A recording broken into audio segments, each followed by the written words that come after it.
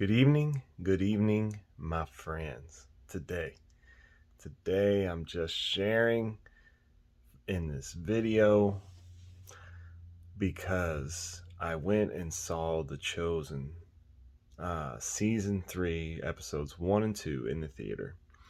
And I just wanted to talk about The Chosen because I want everyone to know how I feel about it. Because a lot of people there's a lot of controversy about The Chosen. But I really appreciate this show. And I know that and I'm just going to share straight up, when I first started watching it, I was like, you know what I mean? Like the way that, just because it wasn't like exactly according to how I interpreted scripture, and even just the freedom of expression that they took to portray the disciples' characters and the character of different people.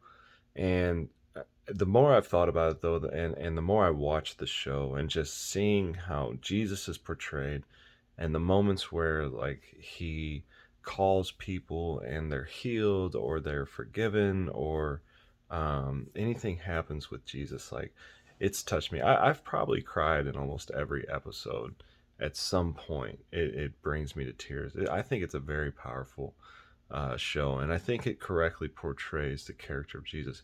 And even today, when I watched the episode, season 3, episode 1 and 2, the Sermon on the Mount, I was feeling like a little disappointed, like, oh man, I wish they would have focused more on the Sermon on the Mount, like, because it's huge, right? It's like, it's to me, it's the same as when it's a echo of, the Sermon on the Mount is an echo of like Moses coming down from the mount and bringing the law. You know what I mean?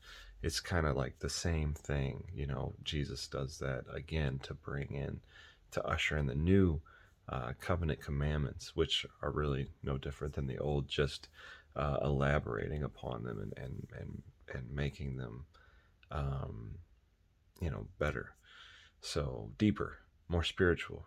So, anyways, but when they didn't focus on that, I was like, dang, what? Why didn't they focus on the Sermon on the Mount more? But as I considered it, this show, what they focused on was like how the people reacted to the Sermon on the Mount. So these are things that we can't discern through scripture, right? But obviously these are things that had to have happened. Jesus shared what he shared, and everyone took that in, and they had to process that, and they had to think about it, and they had to be challenged by it. So I think that it's unique what they're doing. It's we can't measure it by the scripture. You know what I mean? Obviously, when Jesus preached, and they were hearing things that they hadn't heard before, there's going to be some wrestling that happens, and how do you portray that? I mean, we have to give the chosen the freedom to do that, okay? And I think they're doing a good job of that.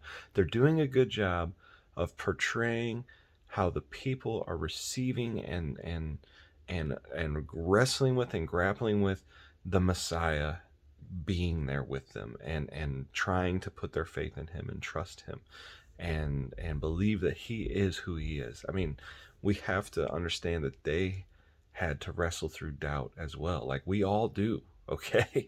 So let's give them the freedom to portray that and not hold them to this standard that we don't really even know what the standard is, because we can't possibly, the Bible doesn't tell us all the details that they're trying to tell us. You know what I mean?